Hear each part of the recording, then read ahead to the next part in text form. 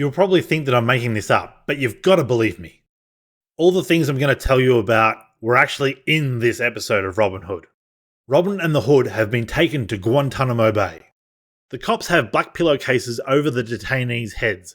They're in a grey concrete and chain link fence area. The cops have balaclavas on like they're a SWAT team. They're removing any jewellery, including LJ's Lionheart ring. They get put in a cage, split along gender lines. How do they tell who belongs in which cage? Shouldn't they have more than two? Sheriff is handling Robyn's stolen bow with her bare hands. No wonder they can never find any DNA. That should be an antique as it was stolen from John Prince's treasure room. Sheriff snaps the bow to prove that the Hood can't save their captives. That was an antique. Isn't John Prince going to be all, so did you get my precious bow back? They tore Tuck's subdermal implants out. You animals! Okay, but how? Robyn volunteers to go next, but they just add her to the already chosen two. Then the sheriff puts on some music to torture their prisoners. I was hoping it would be the Hood, but it sounds like a kid's Christmas show.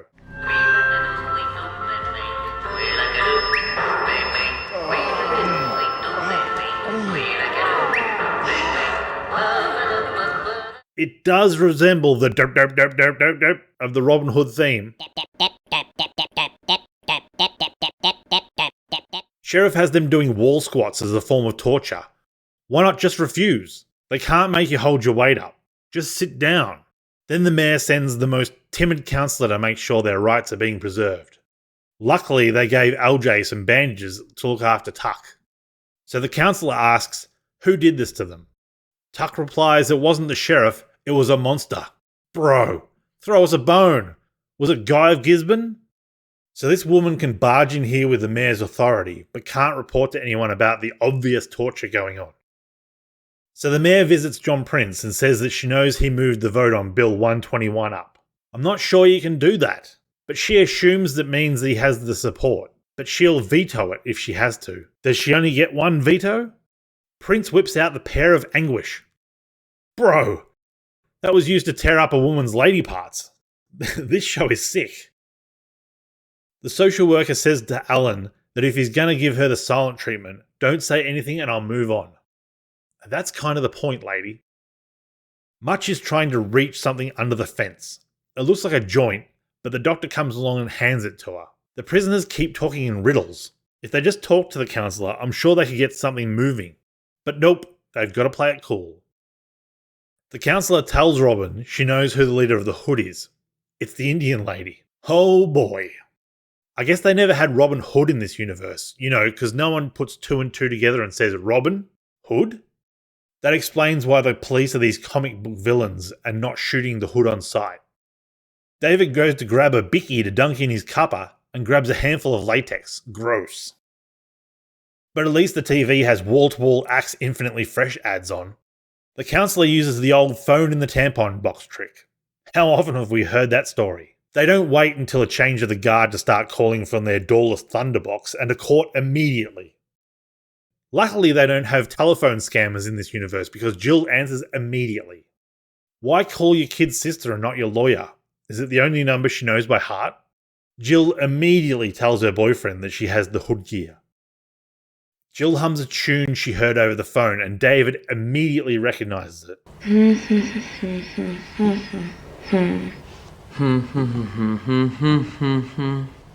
That's it.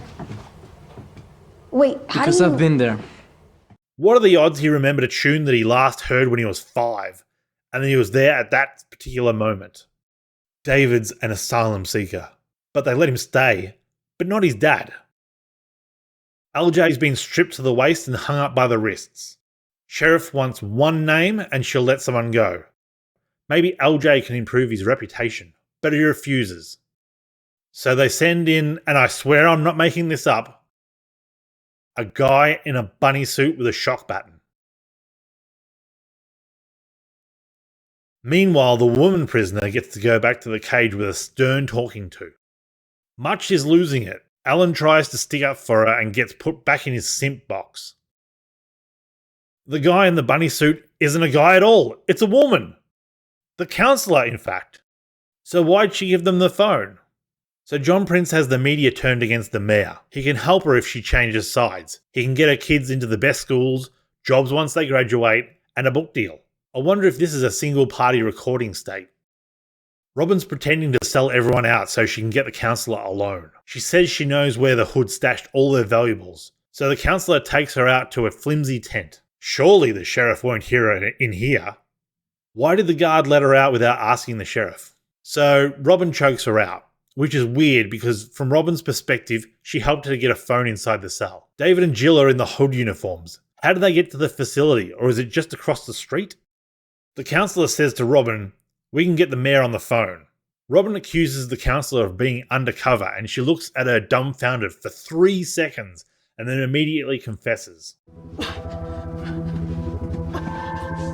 You're an undercover? A cop. Oh, that's insulting. What gave it away? My people don't turn on each other. Not without help. Came close though, didn't I? Robyn takes the bunny suit and turns the music off. But it was coming from the sheriff's phone?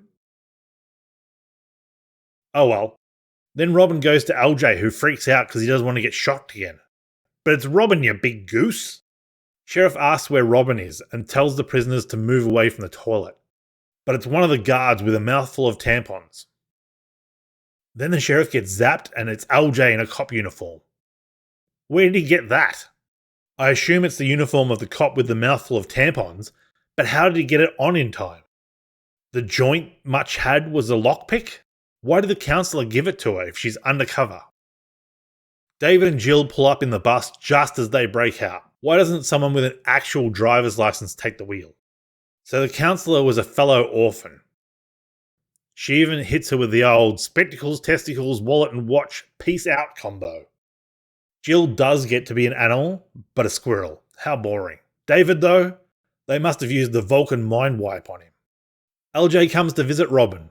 Robyn raids the cookie jar and strips off in the living room. Where's Mum in all this? She wasn't arrested. Prince is dancing to the Hood. He's got the moves like Jagger. He's got the moves like Jagger. He's got the moves like Jagger. Sheriff brings him his bow. He's so happy about Bill 121 passing that he doesn't care about his priceless bow. I thought he was greedy. Oh no, a totally opened eviction notice gets stuffed under their door, setting us up for a thrilling season finale of packing boxes and hiring removalists. This episode is a 5 out of 10. It was just full of crazy behaviours that would never happen in the real world. The police black site, the unauthorised interrogations, the vote being moved forward because it's more convenient for one side, the ridiculous coincidences, just a mess. But at least I got a laugh out of it. Seeing that bunny with the stun button will live with me until the day I die. Hopefully that's not for another 7 days so I don't miss out on the thrilling conclusion to Robyn Hood. Thanks for watching. If you like what you saw, please consider subscribing. I release reviews occasionally when time allows, and a thumbs up would be a big motivator for further reviews. If you didn't like it, feel free to leave a thumbs down and let me know how I can improve in the comments below. Anyway, I'm Mixie, thanks for your time, and have a good one.